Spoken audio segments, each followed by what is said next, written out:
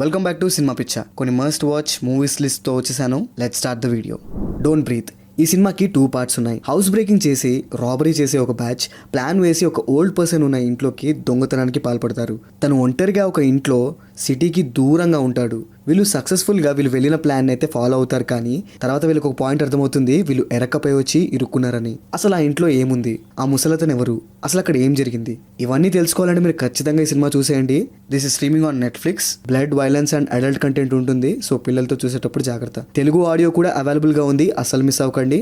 కానీ కొంచెం డబ్బింగ్ తేడాగా ఉంది. నా సజెషన్ ఏంటంటే ఒరిజినల్ లాంగ్వేజ్లోనే చూడడానికి ట్రై చేయండి. Next, Laapataa ladies. Honest and sincere attempt ఇది. కొత్తగా పెళ్ళయి వాళ్ళ అత్తారింటికి వెళ్ళే ఇద్దరి ఆడపిల్లల కథనే ఈ లాపతా లేడీస్. ట్రైన్లో చిన్న కన్ఫ్యూజన్ వల్ల వాళ్ళు రీచ్ అవ్వాల్సిన డెస్టినేషన్ని రీచ్ అవ్వకుండా మిక్సప్ అయిపోయి ఒక మంచి కామెడీని జనరేట్ చేసే పాయింట్లో కథ మొదలవుతుంది. కానీ ఆ కామెడీగా స్టార్ట్ అయిన సినిమాలో చాలా మీనింగ్ఫుల్, బ్యూటిఫుల్ ఎమోషనల్ సీన్స్తో అల్టిమేట్ రీఫ్రెషింగ్ ఫీల్ని కలిగిస్తుంది.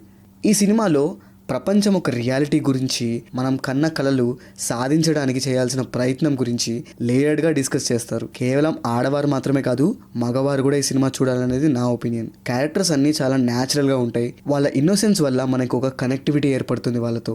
ఇంకా క్లైమాక్స్ అయితే నా ఫేవరెట్ అని చెప్తాను. ఎందుకో మీరే చూసి తెలుసుకోండి. It is streaming on Netflix. అనుకోని ప్రయాణం. రీసెంట్గా అప్లోడ్ చేసిన మూవీ సజెషన్ వీడియోలో ఒక కామెంట్ వచ్చింది.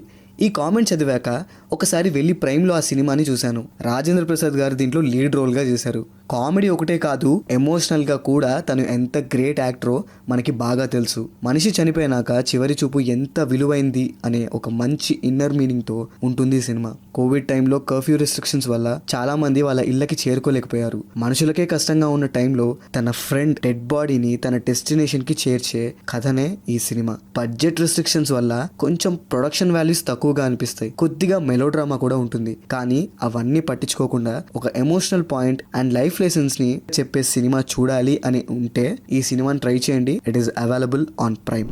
బ్రహ్మయుగం. మలయాళం ఇండస్ట్రీ నుంచి వచ్చిన one of the unique films అని చెప్పుకోవచ్చు. మమ్ముట్టి గారి పర్ఫార్మెన్స్ అయితే ఈ సినిమాలో పీక్స్లో ఉంటుంది. సినిమా అంతా బ్లాక్ అండ్ వైట్లోనే ఉంటుంది. ఇనీషియల్గా చూసి నేను ఎందుకు ఇలా చేశారనుకున్నా, కానీ తర్వాత నాకేమనిపించిందంటే ఆ డార్క్ మూడీ అట్మాస్ఫియర్ని సెట్ చేయడానికి అలా చేశారేమో అనిపించింది. సినిమా కొద్దిగా స్లోగా స్టార్ట్ అవుతుంది, అయినా కూడా చాలా మంచి చిల్స్ అండ్ థ్రిల్స్ని ఇవ్వడంలో మనల్ని అస్సలు డిసప్పాయింట్ చేయదు. ఒక స్లేవరీ నుంచి తప్పించుకొని ఒక ఇంటికి వచ్చిన వ్యక్తి ఆ ఇంట్లోనే ఉండిపోవాల్సి వస్తుంది. ఆ ఇల్లు దాటే ప్రయత్నం చేస్తే ఇంకా చావే. సో అలాంటి సిచ్యువేషన్ ఎలా ఫేస్ చేశాడు, అసలు ఆ ఇంట్లో ఏముంది, ఏం జరుగుతుంది అని తెలుసుకోవాలంటే మీరు సినిమా చూడాల్సిందే. It is streaming on Sony LIV. Telugu audio కూడా అవైలబుల్గా ఉంది, అస్సలు మిస్ అవ్వకండి. ఈ డైరెక్టర్దే భూతకాలం అని ఒక సినిమా ఉంటుంది. సినిమా ఇనిషియల్గా చాలా స్లోగా ఉంటుంది, కానీ నాకు ఆ సినిమాలో ఉన్న పాయింట్ బాగా నచ్చింది. దెయ్యం ఫిజికల్గా కాదు, మెంటల్గా మనల్ని ఎంత డిస్టర్బ్ చేస్తుంది అంటే నెగిటివ్ ఆరా ఉన్న చోట మన పీస్ఫుల్నెస్ని మనం ఎలా కోల్పోతాం అనే పాయింట్ మీద ఉంటుంది ఈ సినిమా. కొంచెం ఓపిక ఎక్కువే కావాలి, బట్ చూడండి. సౌండ్ ఎఫెక్ట్స్ అయితే చాలా బాగుంటాయి. క్లైమాక్స్ అయితే అల్టిమేట్గా ఉంటుంది.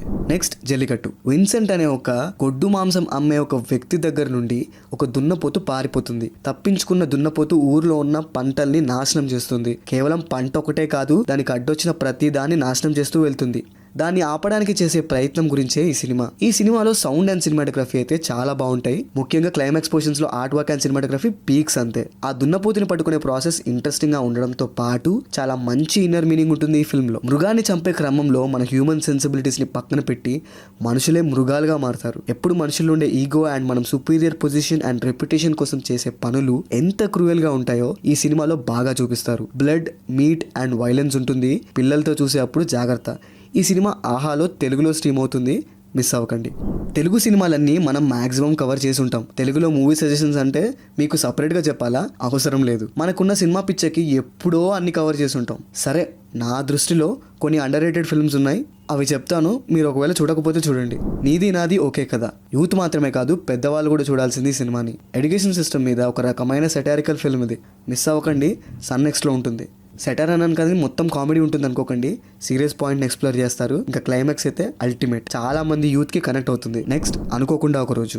చంద్రశేఖర్ ఏలటి గారి one of the best works అని చెప్పాలి. 2005లోనే ఇంత మంచి స్టోరీ తీశారు. చాలా ఇంట్రెస్టింగ్ అండ్ మిస్టీరియస్ గా ఉంటుంది. నాకు ఈ సినిమా పర్సనల్ ఫేవరెట్. నెట్ఫ్లిక్స్ లో అవైలబుల్ గా ఉంది, డోంట్ మిస్ ఇట్. అంజీ. ఇప్పుడంటే ప్రతి సినిమాలో గ్రాఫిక్స్ కామన్ అయిపోయాయి, కానీ Anji is way head of it's time. కోడి రామకృష్ణ గారి మ్యాజిక్ ఈ సినిమా. ఈ సినిమా తీయడానికి చాలా రోజులు పట్టింది అండ్ చాలా అడ్డంకుల మధ్య సినిమా 2004లో రిలీజ్ అయింది. నా చిన్నప్పటి నుంచి నేను ఈ సినిమా ఎన్నిసార్లు చూసానో నాకే తెలీదు. ఇప్పటికీ ఈ సినిమా ఒక సీటేజ్ యాక్షన్ అడ్వెంచర్ థ్రిల్లర్. ఒకవేళ చూసి ఉండకపోతే తప్పకుండా చూడండి. It's available on Sun NXT. Anasuya నాకు గుర్తున్నంత వరకు నేను థియేటర్లో చూసిన ఫస్ట్ తెలుగు థ్రిల్లర్ మూవీ ఇది. ఈ సినిమా రిలీజ్ అయిన టైంలో సైకో కిల్లర్స్ హవా గట్టిగానే నడిచేది. ఆ వైబ్ వల్లనో ఏమో ఇంకా నాకు ఈ సినిమా మైండ్లోనే తిరుగుతుంటుంది. చాలా ఇంట్రెస్టింగ్గా ఉంటుంది. ఆహాలో ఉంది ఈ సినిమా, మిస్ అవ్వద్దు. గమ్యం, వేదం ఇలాంటి సినిమాల ప్రభావం వల్ల క్రిష్ గారి కంచె సినిమా కూడా ఫస్ట్ డే పరిగెత్తాను. నాకు సినిమా పీక్స్లో ఎక్కేసింది. ఫుల్ హ్యాపీగా థియేటర్ నుండి బయటికి వచ్చా. కానీ బయటికి వచ్చి చూస్తే నెగిటివ్ టాక్ నడుస్తుంది. అప్పుడు ఈ సినిమాకి రావాల్సిన రికగ్నైజేషన్ రాలేదు. కానీ writing wise and story telling wise Krish గారి one of the best work ఈ సినిమా. చాలా బాగుంటుంది, మిస్ అవ్వద్దు. హాట్స్టార్లో అవైలబుల్గా ఉంది, చూసేయండి. Gaganam one of the best honest attempt ఈ సినిమా. ఫ్లైట్ హైజాక్ రెస్క్యూ మీద ఉంటుంది ఈ సినిమా. ఎటువంటి కమర్షియల్ పాయింట్స్ లేకుండా ప్యూర్ స్టోరీ టెల్లింగ్ మాత్రమే ఉంటుంది ఈ సినిమాలో. చాలా ఇంట్రెస్టింగ్గా ఉంటుంది. హాట్స్టార్లో అవైలబుల్గా ఉంది, మిస్ అవ్వకండి. ఇలా చెప్పుకుంటూ పోతే చాలా సినిమాలే ఉంటాయి మన తెలుగులో. మీకు అండర్ రేటెడ్గా అనిపించిన మూవీస్ ఏమైనా ఉంటే కింద కామెంట్ చేసేయండి. మళ్ళీ కొన్ని మూవీ సజెషన్స్తో వచ్చేస్తాను. This is Pranav signing off team cinema picture.